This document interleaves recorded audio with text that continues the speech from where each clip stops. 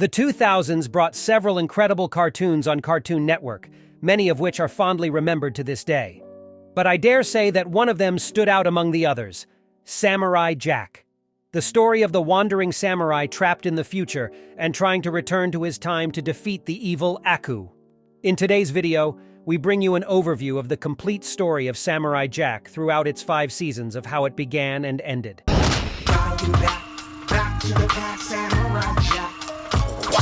In the beginning, there was nothing but a vast empty space. A great explosion occurred, and immediately after, a gigantic black mass known only as the Ultimate Evil was created. The Ultimate Evil then set out to devour the newly created universe. But 3 gods rose to challenge the black mass: Odin, the father of all from Norse mythology; Ra, a powerful god from Egyptian mythology; and Rama, an avatar of the Hindu god Vishnu.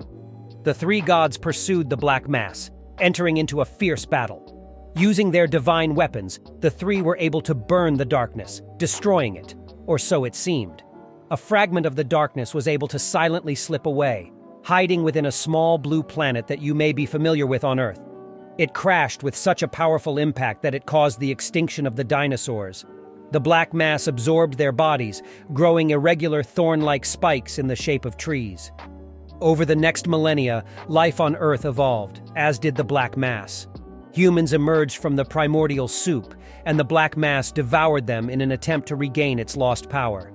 Nevertheless, humanity thrived on Earth, and centuries passed. The series takes place in the Edo period, around the year 1700. The black mass approaches its new target, the imperial palace where a young emperor resides. The emperor is determined to destroy this great evil once and for all. His pregnant wife pleads with him not to fight the source of evil, but he is determined to protect his people. With a vial of poison in hand, the emperor and his cavalry rode through the forest. The thorny forest comes to life, impaling the cavalry and leaving only the emperor alive. As he reaches the heart of the forest, he prepares an arrow with the poison and shoots it into the sky while reciting a sacred chant. The arrow falls into the heart of the black mass, and at first it seems like the creature has been destroyed. But what actually happens is the opposite. The shot backfires, and the elixir actually gives life to the mass. The darkness undergoes a mutation and transforms into a gigantic creature with horns, flaming eyebrows, and irregular teeth. A creature known as Aku. The desperate emperor shoots multiple arrows at Aku's dark and empty body, but they all vanish. When the emperor thrusts his sword into Aku, it also dissipates. Aku then ties the emperor to one of his spikes and forces him to watch as he ravages Japan. Aku destroys the palace, massacres civilians, and incinerates the city. The emperor had already lost all hope when Odin's horse, Sleipnir, sets him free. The horse takes him to a temple on a mountain, where he meets Ra, Odin, and Rama. The gods explain what Aku is, and then forge a mystical katana using the emperor's pure spirit. With the new sword, a silver armor, and riding a cloud, the emperor returns to Japan to fight Aku. The sword manages to cut Aku, leaving him confused as to why this is happening now. After an intense battle full of transformations, the emperor defeats Aku and seals him inside the katana. He then thrusts the sword into the ground, causing a massive black tree to grow in its place. Upon returning to his ruined palace, he finds his wife still alive and their newborn child.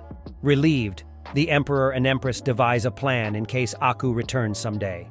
And indeed, it doesn't take long for that to happen, because only 8 years later, a rare solar eclipse occurs, allowing Aku to break free from his prison. Meanwhile, the emperor tells his son the story of Aku's reign of terror and his eventual defeat. He concludes with a warning: always be vigilant for evil, as Aku can return at any time. Unfortunately, as he was distracted telling the story, he didn't realize that Aku had already returned to devastate his kingdom. The Imperial Army does its best to fight against Aku, but the creature wipes them all out while setting the entire field on fire. The Emperor rushes to retrieve his katana, but is captured by Aku before he can reach it. The Empress then follows the plan. She sends Jack on a ship to take him out of Japan. He will spend the next 17 years training. While aboard the ship, Jack learns astrology from the Japanese captain. He then arrives at an Arab sheikh's camp where he learns horseback riding. A few years later, he travels to Africa where a tribal chief teaches him the art of staff fighting. During his time in Africa, various bounty hunters come after Jack on Aku's orders. Jack puts his new skills to use and rescues the captured villagers, completing his training. His next destination is Egypt, where he learns to read hieroglyphs. He also discovers a temple that tells the story of how the three minions of Set, the god of evil, were defeated and sealed away. Before he can uncover exactly how they were defeated, however, his teacher orders him to return to his studies. After becoming proficient in reading hieroglyphs, Jack travels to Greece to learn the art of wrestling. He learns archery in Europe, sailing on a Viking ship, axe throwing in Russia, spear throwing in Mongolia, and kung fu in a Shaolin temple. In the Shaolin temple, he meets a young man named Tan Zhang, the son of his teacher, Master Chu. The two become good friends during their time in the temple. Jack is about 25 years old when he completes his training. He reunites with his mother, who brings him the mystical sword and a white kimono. After another brief training session with his new equipment, Jack returns to his homeland to face Aku. He finds his people enslaved and working in mines, with his father among them.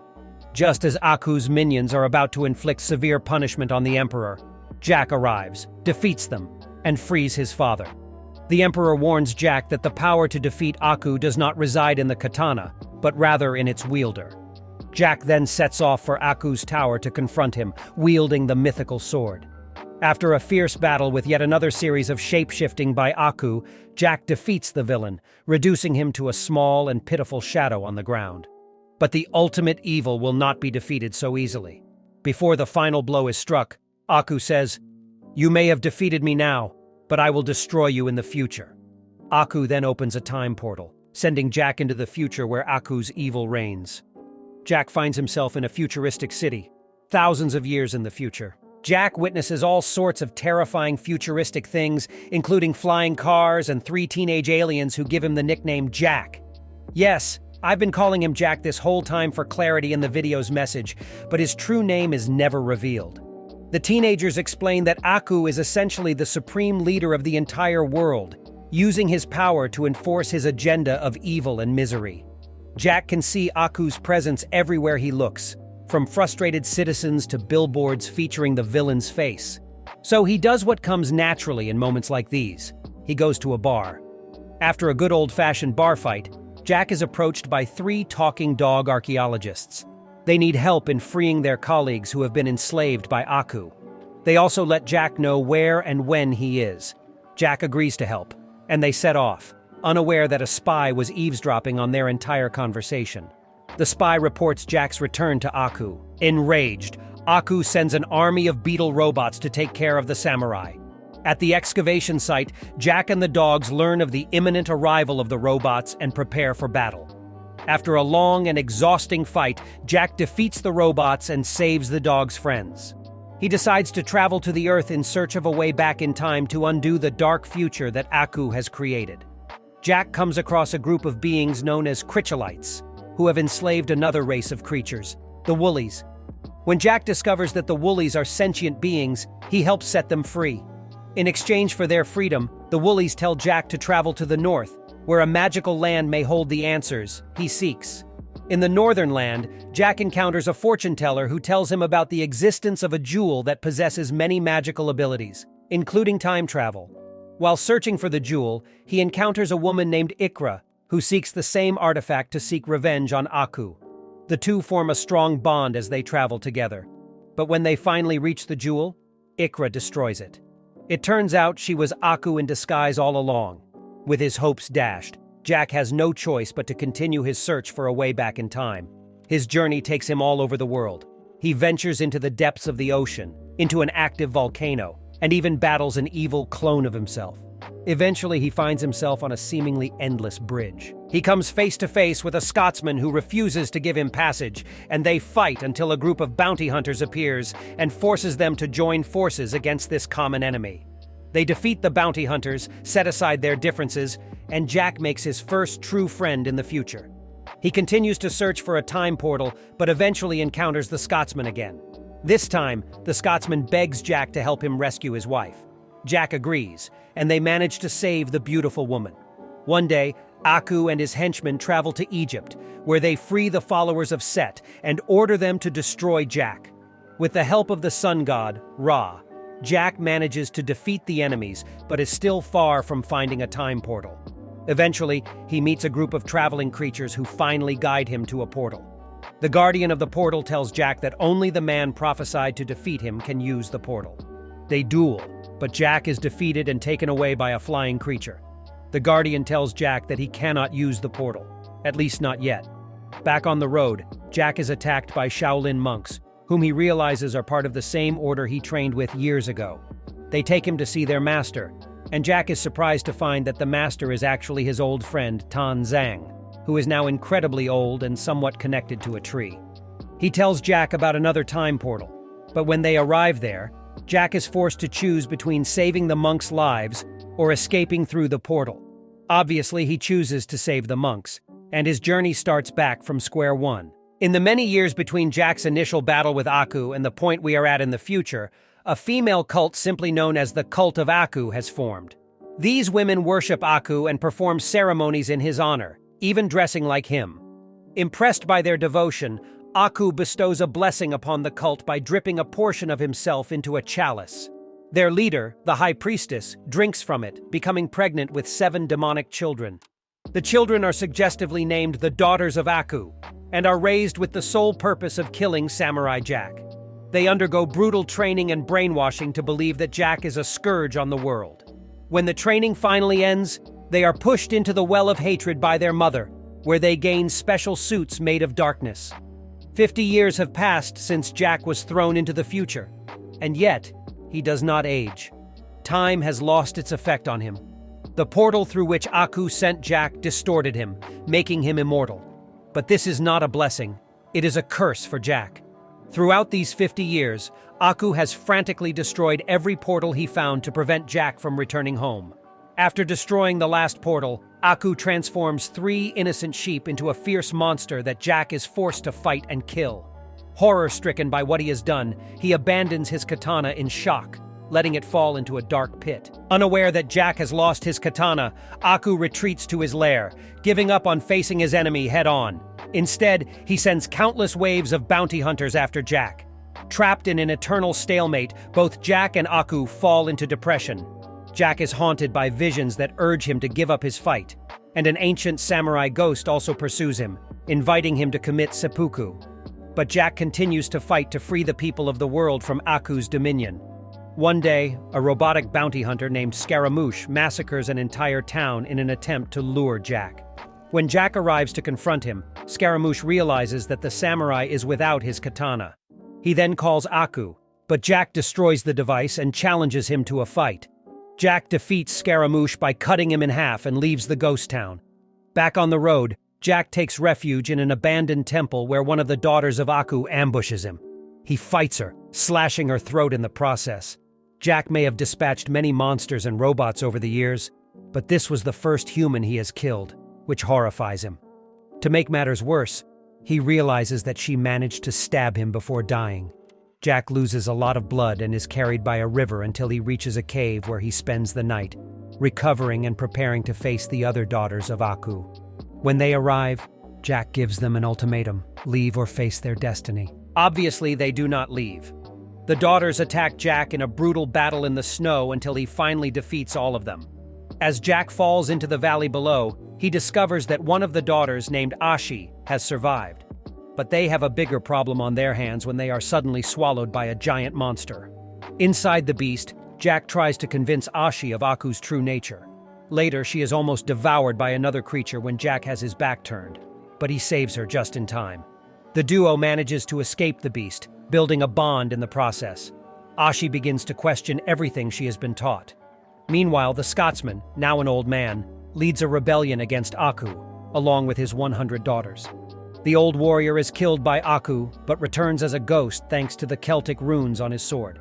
He realizes that defeating Aku is impossible without Jack, so the rebellion agrees to find him before continuing. The next day, Jack shows Ashi the cruel reality of Aku's world. They visit a factory where the workforce is composed of mentally controlled child slaves. Jack is led to believe that the children have died and runs away from there. Soon, Ashi finds them alive and sets out to find Jack. While searching for him, she meets people whom Jack has helped in the past 50 years. Ashi finally finds Jack in a cemetery, sitting in front of the ghost samurais. When he is about to commit seppuku, Ashi intervenes, reminding him of all the people he has saved. She reveals that the children from the factory are alive, giving him the strength to continue. Jack defeats the ghost samurai, and then he and Ashi set out to retrieve his katana. But it won't be easy, as they soon discover that the katana has left their plane of existence, as it no longer considers Jack a worthy master. Jack decides to meditate to seek his katana in the spiritual realm. While he meditates, the High Priestess attacks Ashi. The two battle until eventually Ashi manages to defeat her. In the spiritual realm, Jack defeats his inner demons, leading him to Odin, Ra, and Rama, who deem him worthy once again. They give him a new and more powerful katana, and Jack sets off with Ashi to defeat Aku once and for all. As they travel together, facing bounty hunters all the time, the two fall in love, of course. Meanwhile, what's left of Scaramouche finally reaches Aku and reveals that Jack has lost his sword. Very pleased, Aku restores his body. While camping in the desert, Jack and Ashi are confronted by Aku and Scaramouche, and as soon as Jack draws his sword, Aku angrily destroys Scaramouche. Aku then reveals that since Ashi was created by him, he can control her like a puppet. Knowing that he cannot kill Ashi, Jack hands his katana to Aku. Aku forces Ashi to deliver the final blow to Jack. But before that happens, the rebellion launches a massive attack. Jack frees himself and retrieves his sword, but is confronted by Ashi, who is still being controlled by Aku. The rebellion is losing the battle until the ghost of the Scotsman appears with his daughters to save the day. Jack declares his love for Ashi, giving her the strength to break free from Aku's control. Upon breaking free, Ashi realizes that she possesses all of Aku's powers, including the ability to create portals in time. She then opens a portal, and the two of them jump, finally returning to the past. Jack and Ashi return at the exact moment when Aku has just sent Jack to the future. Dazed and exhausted from his battle with the original Jack, Aku is no match for this Jack, who has had an additional 50 years of training. Jack cuts Aku in half and seals him with the blade. He plunges the sword into the ground, destroying Aku once and for all and preventing the terrible future from happening. Finally, Jack can rest. He reunites with his family, and sometime later, he marries Ashi. However, in the middle of the ceremony, Ashi collapses, revealing that since Aku never created her in the future, she simply cannot exist anymore. She then disappears in Jack's arms, leaving him alone. Jack mourns the loss of his love, but is grateful to at least have her memories living within him.